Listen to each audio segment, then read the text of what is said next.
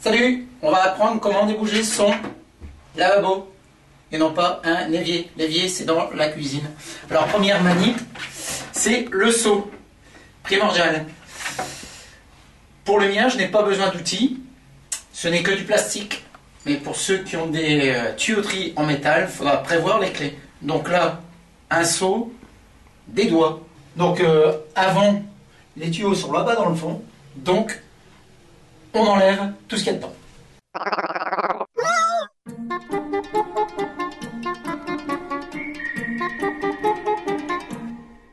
Ok, la place est nette.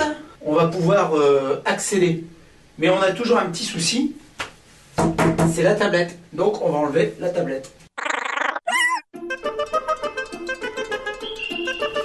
Il y a la table du fond, si vous voyez bien.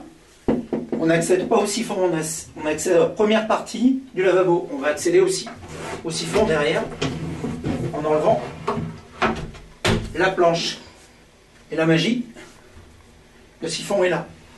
Le seau pour récupérer toutes les cochonneries. Alors, mon seau, il est trop grand. Bon, celui-là il est plus petit, ça ira mieux. Donc c'est parti. On enlève la tuyauterie, on dévisse. Voilà. Alors on va doucement pour éviter de s'en prendre plein la loupe. Voilà, ça c'est la première partie. Hein. Bonjour les femmes. Donc on peut dévisser la partie inférieure du bol. Donc on peut s'apercevoir qu'il y en a toujours autant. Et là, bah, pour celles qui veulent mettre des gants, bah, mettre des gants. Celles qui n'en ont pas, bah, faut y aller, franco. On s'éclait gloubi-boulga. On n'hésite pas à mettre son doigt dans le tuyau pour récupérer les parties contaminées.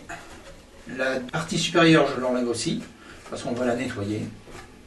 Et là, le tuyau, c'est vraiment pas clair. Et on va tout nettoyer. Donc, il ne faut pas avoir peur de se salir les mains. De toute façon, ce sont nos déchets qui sont dans les tuyaux. Alors, petite astuce, c'est de bien vérifier vos joints. Un joint perdu, c'est râpé. Vous êtes obligé d'aller en acheter. Donc là, pensez bien à les récupérer. Alors, c'est soit vous faites ça vous-même, soit vous appelez un plombier et ça va vous coûter au bon mot peut-être 80 voire 100 € ou plus, ou alors acheter du... Comment ça s'appelle? Desktop. Acheter du desktop, qui à mon avis, des cheveux ça les détruit pas. Hein. Donc c'est quand même plus clean que tout à l'heure. Surtout avec une femme qui a les cheveux longs. Donc voilà. Là c'est remonté.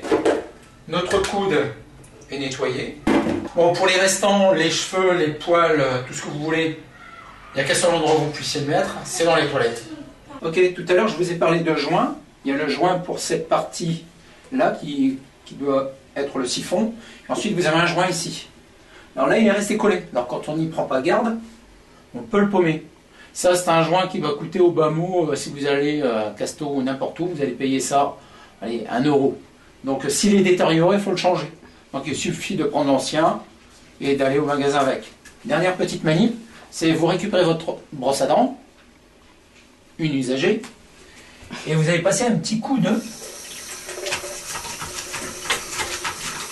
pour nettoyer l'intérieur. Tac. Donc voilà.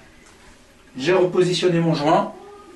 Je recale. Je revisse ma partie supérieure. C'est fait.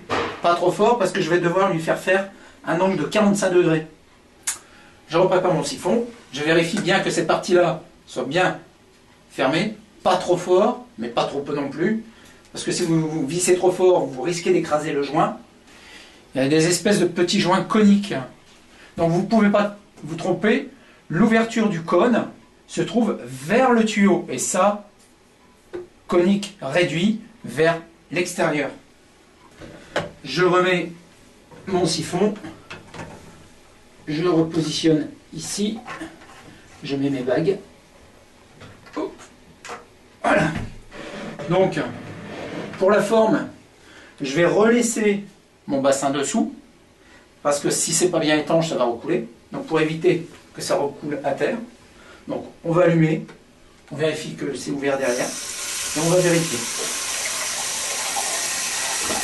Vous voyez? Hop, ça coule, c'est que c'est pas bien fermé.